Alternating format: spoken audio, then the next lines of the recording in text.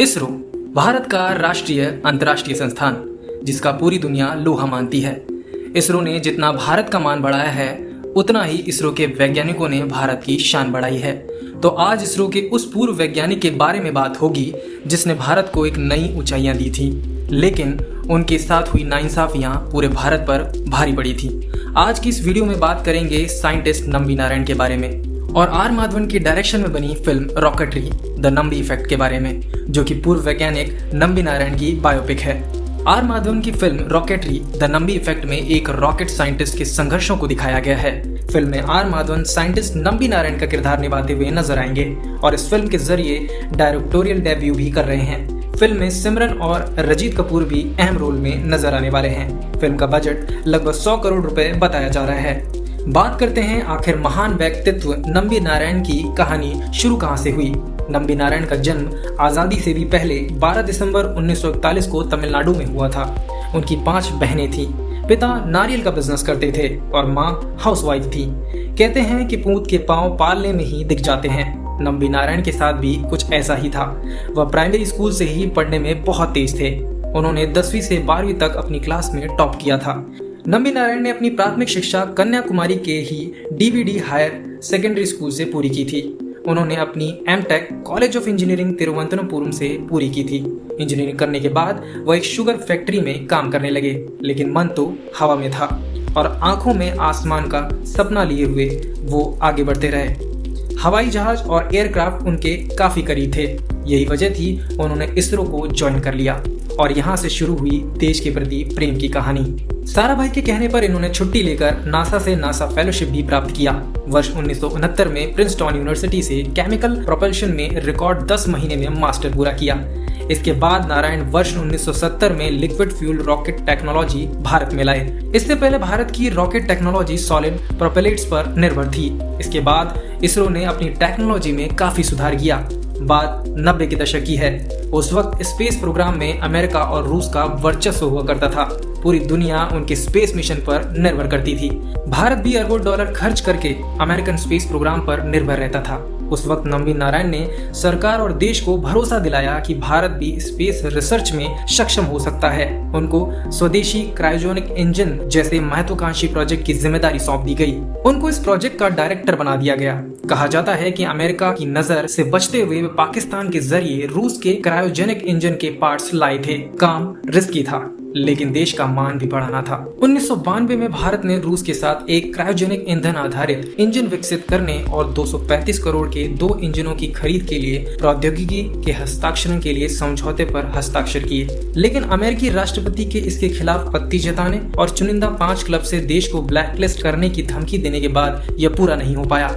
रूस दबाव में गिर गया और भारत को प्रौद्योगिकी से इनकार कर दिया। इसके बाद रूस के साथ एक नए समझौते पर हस्ताक्षर किए गए। ये समझौता प्रौद्योगिकी के औपचारिक हस्ताक्षरण के बिना वैश्विक निविदा जारी करने के बाद कुल 9 मिलियन अमेरिकी डॉलर के लिए 2 मॉकअप के साथ 4 क्रायोजेनिक इंजन बनाने के लिए किया था, जो इसरो पहले ही सर्वसम्मति से पहुंचा चुका था। लेकिन कहते हैं ना कि बड़े काम को अंजाम देने से पहले उसमें रुकावट और बाधाएं तो कई आती हैं और कुछ घटनाएं पूरे देश को हिलाकर रख देती हैं। साल 1994 में कुछ ऐसा हुआ जिसने पूरे देश को हिला के रख दिया। नंबी नारायण और उनके 2 अन्य साइंटिस्ट डी शशि कुमारन और के चंद्रशेखर को गिरफ्तार कर लिया गया। सभी पर पाकिस्तान के लिए जासूसी करने का आरोप लगा।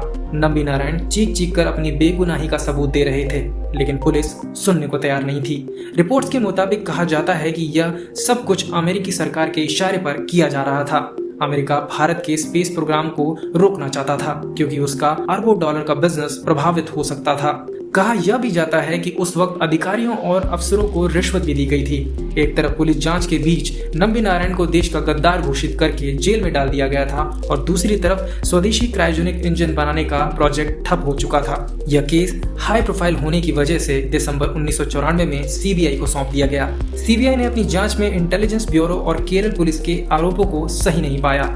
साल 1996 में सीबीआई ने कोर्ट में एक रिपोर्ट दाखिल करके बताया कि पूरा मामला फर्जी है, आरोपों के पक्ष में कोई सबूत नहीं है। कोर्ट ने सीबीआई की रिपोर्ट को स्वीकार भी कर लिया और इस केस में गिरफ्तार नंबी नारायण को सभी आरोपों से बाइज्जत रिहा कर दिया गया। सीबीआई जांच में यह बात भी सामने आ गई थी कि भारत के स्पेस प्रोग्राम को डैमेज करने की नियति से नंबी नारायण को झूठे केस में फंसाया गया था। एक देश प्रेमी को देश का सम्मान बढ़ाने की यह बहुत कठोर सजा मिली थी।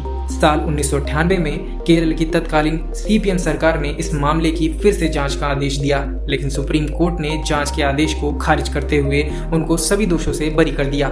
नंबी नारायण भारतीय अंतर्राष्ट्रीय अनुसंधान संगठन के वैज्ञानिक थे, जिन्हें देश से गद्दारी करने के झूठे आरोपों में फंसाया गया था। 26 साल की लंबी लड़ाई और पुलिस प्रशासन से लोहा लेने के बाद साल 1998 में सुप्रीम कोर्ट ने उन्हें बेगुनाह बताया था।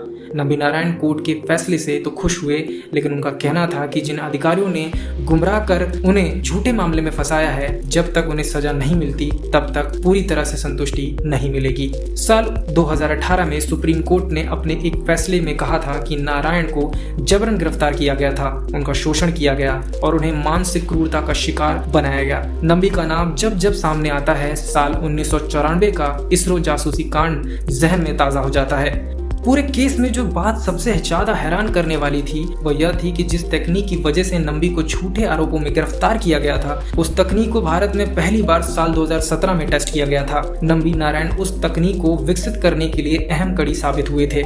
इसी इंजन की मदद से भारत में पहली बार PSLV को तैयार किया गया। एक बार सोच कर देखिए, यदि रॉकेट साइंटिस्ट नंबी नारायण को झूठे केस में फंसाकर जेल नहीं भेजा गया होता तो आज भारतीय अंतरिक्ष अभियान की कहानी कुछ और ही होती।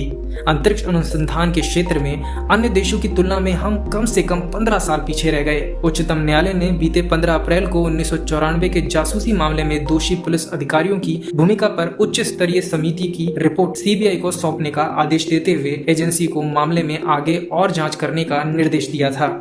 इसके बाद बीते 24 जून को सीबीआई ने केरल के पूर्व पुलिस प्रमुख CB मैथ्यूज, इंटेलिजेंस ब्यूरो के पूर्व उप निदेशक RB श्रीकुमार और 16 अन्य पुलिस कर्मियों के खिलाफ भारतीय अंतर्राष्ट्रीय अनुसंधान संगठन इसरो के वैज्ञानिक नंबी नारायण को 1994 के जासूसी मामले में फंसाने की कथित साजिश को लेकर FIR दर्ज की थी। राज्य सरकार ने नारायण को मुआवजे के रूप में 1.8 करोड़ रुपए का भुगतान किया। उन्हें 2019 में देश के तीसरे सबसे बड़े नागरिक सम्मान पद्म भूषण से अलंकृत किया गया। अपने करियर में उन्होंने कई बार इसरो का नाम रोशन किया है। उन्होंने PSLV इंजन को विकसित करने में भी महत्वपूर्ण भूमिका निभाई, जिसे भारत देश पहली बार लॉन्च किया था। गिरफ्तारी के समय को याद करते हुए नारायण ने इकोनॉमिक्स टाइम्स को बताया था कि कैसे इंटेलिजेंस ब्यूरो के एक अधिकारी ने कहा था, सर हम अपनी ड्यूटी कर रहे हैं, आप जो कह रहे हैं अगर वह सही होगा तो आप मुझे अपनी चप्पल से पीट सकते हैं। 2 दशक बीतने के बाद भी नारायण को वो बात याद है। बात अगर फिल्म के ट्रेलर की करें तो अंतरिक्ष विज्ञान की बात करने वाले देश की पहली प्रमाणित फिल्म है। इस फिल्म में R माधवन साइंटिस्ट नंबी नारायण का किरदार निभा रहे हैं। इसमें शाहरुख खान का स्पेशल अपीयरेंस भी है। उनकी एक झलक फिल्म के ट्रेलर में भी दिखाई गई है। Film rocketry the Nambi effect 5 भाषाओं में रिलीज की जाएगी, हिंदी, अंग्रेजी, तमिल, तेलुगु और कन्नड़। 1 जुलाई 2022 को इसे पूरे भारतवर्ष में रिलीज कर दिया जाएगा। सही मायने में माधवन ने नंबी नारायण को फिल्म में एक सम्मान दिया है। दर्शकों को फिल्म का बेसब्री से इंतजार है। तो दोस्तों, यह थी इसरो के पूर्व साइंटिस्ट नंबी नारायण की कहानी, जिनकी मेहनत, लगन और देश प्रेम ने उन्हें न्याय दिलवाया और भारत को एक नई पहचान दिलाई। अभिनेता R माधवन का लुक्स और फिल्म का ट्रेलर आपको कैसा लगा, कमेंट में जरूर बताएं।